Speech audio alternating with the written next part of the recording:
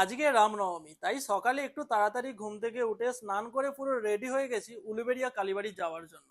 আর আমার এই পাশে আমাদের পুচকে ডন বসে আছে, তাই ওর সাথেই বকছিলাম আর কি। হাই, সবাই কেমন আছো? কোথায় যাবি তুই এখন? আমি তো পুজো বাড়ি যাবো। পুজো দিতে যাবো। পুজো দিতে যাবো। তো চল হ্যাঁ, চল চল। চল না আইয়া চলো যাওয়া যাক। এদিকে দিদি, মা, আমরা মামা ভাগ্নে সবাই পুরো রেডি তো আর কি, বেরিয়ে পড়ি আর টোটো করে চললাম উলুবেড়িয়া কালীবাড়ি। এই রামনবমীর দিন মা প্রতি বছরই পুজো দিতে যায়, তাই এইবারে আমিও ঠিক করেছিলাম যে আমিও যাব গিয়ে অঞ্জলি দেব। তবে অন্য বছরে মা একটু সকাল সকাল চলে যেত পুজো দিতে, যেহেতু আমি এবারে অ্যাড হলাম তাই আর কি একটু দেরি হলো। তবে খুব বেশি লেট করেছি তা নয়, কিন্তু যা রোদ উঠেছে মনে হচ্ছিল কতই না বেলা হয়ে গেছে। যাক, ফাইনালি আমরা কালীবাড়ির কাছে চলে আসি, আর ভিতরে আসার পর বুঝলাম মা কেন সকাল সকাল আসতে বলছিল। অলরেডি লম্বা লাইন পড়ে গেছে, আর সামনে ওখানে পুষ্পাঞ্জলিও চলছে।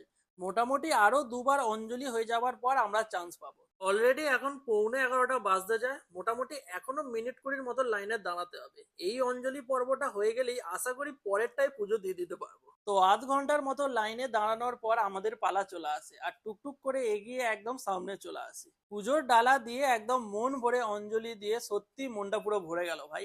11টা 15 নাগাদ আমরা অঞ্জলি দিয়ে বেরিয়ে পড়ি, আর চরণামৃত খেয়ে পুজোর প্রসাদও আমরা অল্প করে খেয়ে নিই। শরবতেরও ব্যবস্থা করা হয়েছে, তো আর কি ফটাফট করে গিয়ে এক গ্লাস শরবত নিয়ে নিই। শ্রীনুও বললো খাবে, তাই আর কি ওকেও অল্প করে দিয়ে দিই। তবে একটা কথা বলতেই হবে, এই ব্যবস্থাগুলো উলুবেড়িয়া কালীবাড়ি একদম জোরদার ভালোভাবে অ্যারেঞ্জ করে থাকে। তারপর একদম মন্দিরের ভিতরে এসে কালী মায়ের দর্শন করিনি, এমনিও অনেকদিন পর আমি কালীবাড়ি এলাম। এবার একটু গঙ্গার হাওয়া খেতে ঘাটের দিকে চলে আসি। যা গরম লাগছিল, মনে হচ্ছিল গঙ্গায় নেমে স্নান করিনি। এখনই এত গরম, আরো দুপুর হলে তো সাইন বাই কস পুরো মারাত্মক ভাবে কষিয়ে রেখে দেবে ভাই। তাও কয়েকটা পিক তো ভাই তুলতে হবেই, তাই দিদিকে বললাম ভালো করে পিক তুলে দিতে। হ্যাঁ, আমিও একটু পরে ওর ফটোগ্রাফার হয়ে যাব, সেই নিয়ে চাপ নেই। মোটামুটি ফটো ঠিকঠাক এলেই হলো। ফটোগ্রাফি পর্ব ডান, এবার এখান থেকে বেরিয়ে পড়তে হবে। আর এদিকে খিদেও পেয়েছে আমার পুরো জোরদার লেভেলে। এখন তো পুজো দেওয়ার লাইন আরো লম্বা হয়ে গেছে, বলেছিলাম যত বেলা হবে লাইন বাড়বে। যাক, আমরা মোটামুটি ঠিকঠাক টাইমেই পুজো দিয়ে দিয়েছি, এবার ব্যাক টু সোজা বাড়ি হয়ে যাব।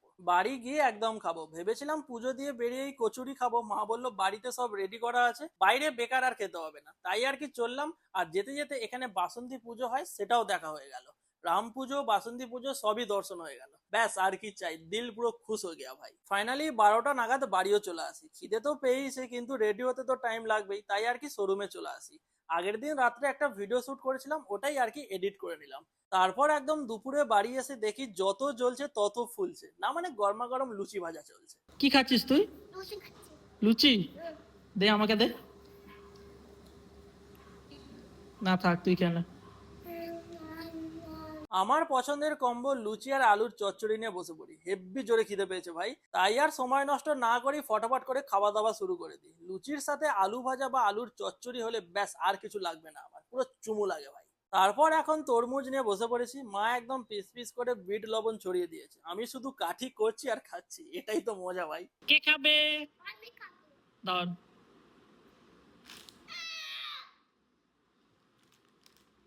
নিয়ে নে, বের করে না, বের করে না। এই এখন শোরুম বন্ধ করে এসে চা আড্ডা দিতে বসে পড়ি, সঙ্গে এই যে এনার পিছনে তো লাগছি। কি এটা? এটা এটা তো কুকুরে। চিপস চকলেট পেলে শ্রীনু একদম হ্যাপি। তো চলো আজকের মতো ব্লগটা এতটাই, আবার দেখা হবে নেক্সট ব্লগে। ততক্ষণে সবাইকে টাটা। পাঠাবি? না না, কি খাবি? আমি চকলেট খাবো।